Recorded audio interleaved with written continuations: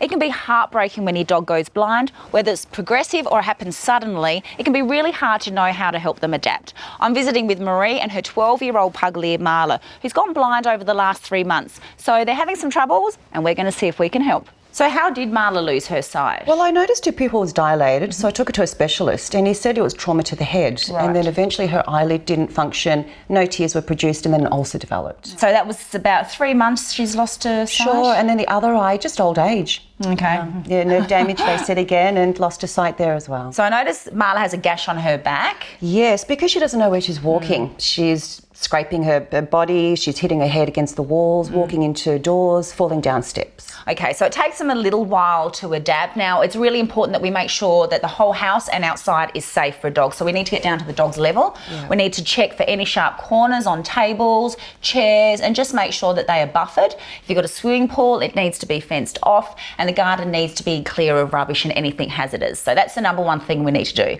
The good news is, dogs are actually quite adaptable when they lose their sight, because their number one sense is their sense of smell, followed by their hearing, and then eyesight comes third. So the great news is a dog can adapt really easily if we tap into that sense of smell and also that sound. So what we want to be doing is we want to help Mala feel more comfortable, feel more confident, and if we can help her do that, she'll be adapted real easily. We're the ones that feel the loss, not the dog so much. Yeah, absolutely. So are you ready? Let's do it. All right, come on Mala, they're going to help you around, huh?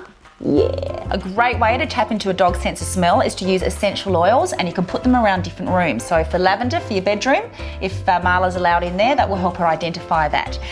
We could use strawberry in the lounge room, and what you also want to do is put it near different things that they use regularly. So in the lounge room, Mala's bed is there, so we'd put a drop next to that so she knows that that is her safe zone in the lounge room. And in the kitchen, what have we got? Vanilla, perfect. So then that way she can find herself from room to room. Now we also want to tap into the sense of sound.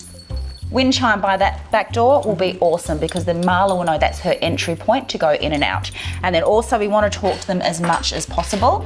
And we also could use bells in the early days. So you're wearing a bell so she knows where you are. And you could also use them on other dogs, and then they act as a guide to your dog. So we're going to help map out the place as well. That's really important. You use different textured rugs to show Mala where to go. Come on, Mala. So here, for example, this floor is quite slippery actually. It is, because she's gone sliding and also hit her head against the bifolds a couple of times. All right, so they're a bit of a hazard. What we want to do is we put a rug here. It shows her where the front door to the lounge room is, plus it helps keep her on track, and then she can find her way through and not slip as well. Terrific. We're also going to get some other mats of different kind of textures so that we can then show her where other areas of the house are. Fantastic. All right, so once we've mapped out the house, what we're going to do is put Mala in a harness, a nice tight one, so we've got good control, and we're going to show her around the home. Now you're going to need to do this constantly, a few times every day, so she can really begin to navigate her way around. We're going to use voice to give commands and help teach that to her as well. So let's give some direction. Remember, consistency. Come on, Mala, let's go.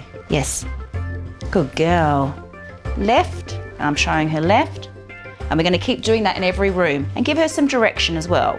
Left. This is a difficult area because she does hit her head against this door and also falls down those steps. Okay, so if we were to get a couple of different mats here, this one we'd put on the inside, and then Mala will learn.